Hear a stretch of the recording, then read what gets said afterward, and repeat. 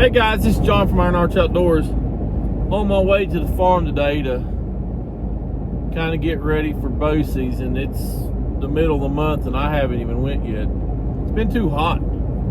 But anyway, if you could tell, I'm not in the Gladiator today. I ended up trading for a different vehicle just for a few reasons. Don't get me wrong, my Gladiator was my favorite Jeep I've ever had. I really liked it, even though I had some issues with it.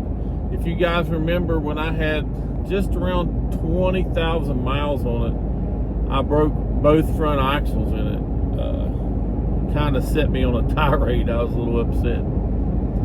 But other than that, I was going on close to 40,000 miles on it before I traded in, and that was really the only issue.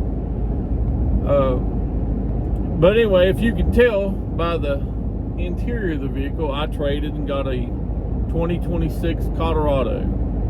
I really like the vehicle. I've just got about 1,100 miles on it. I wanted to wait till I put a little mileage on it before I put a video out. But I really like the vehicle. It's got front and rear lockers, which I really thought was important, especially for me and the boys' adventures that we go on. I wanted that capability off-road.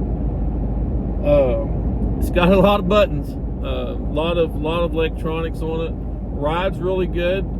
I'm not going to say the gas mileage has been the best. It's probably right there with the Gladiator. And honestly, I like it better than the Gladiator. It sets up high. This is the ZR2 packet. So you got the off-road, you got the front and rear lockers. It's even got a tire deflator on it, which is pretty cool. I've not figured out if you can inflate them, but I know you can deflate them. If I had two options that I could put on this vehicle that I think would make it just about perfect for our applications, is if it had the sway bar disconnects like the Rubicon had, and if it had a manual transmission. The turbo 4-cylinder seems to do really well. It pulls, I've pulled the side-by-side, and it's a 4-seater side-by-side, so it's a bigger one. I've pulled the tractor. It's pulled it really well. Has plenty of power on the road, so I can't complain about that. The payload capacity in the bed is more than the Gladiator. I know that for sure. But so far, I've really liked it. If the other big reason I traded the Gladiator is I would have got another Gladiator. I really liked that Jeep. I mean, I've probably had 10, from 3 CJ7s, the YJs, the JKs. I mean, I've had a bunch of them. But the warranty was going out, and so I needed to do something.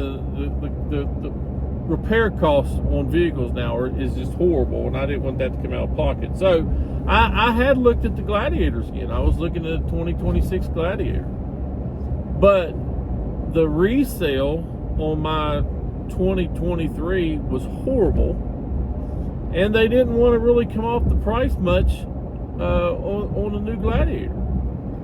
So they kind of had my hands tied, even though I would have liked to have another one.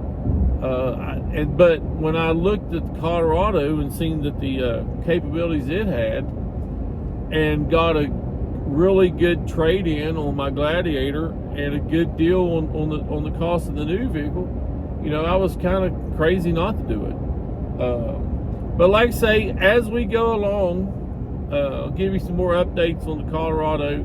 But as of right now, I really like it. Change the subject, but right now we're off to the farm. I don't have Gracie today, don't have any of the grandkids. I just dropped him off at school. I'm gonna go over and fill up the feeders, mow the grass.